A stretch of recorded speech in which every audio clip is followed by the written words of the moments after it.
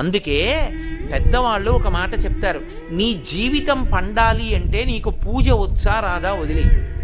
నీకు వేదం తెలుసా తెలియదా వదిలిపెట్టేసేయి, నువ్వు ఉపనిషత్తులు చదువుకున్నావా చదువుకోలేదా వదిలిపెట్టేయి, రామాయణ భారత భాగవతాలు తెలుసుకున్నావా లేదా వదిలిపెట్టేయి, దక్షిణామూర్తి యొక్క మూర్తిని చూస్తూ కూర్చోవడం నేర్చుకో, అదొక్కటి నేర్చుకో చాలు.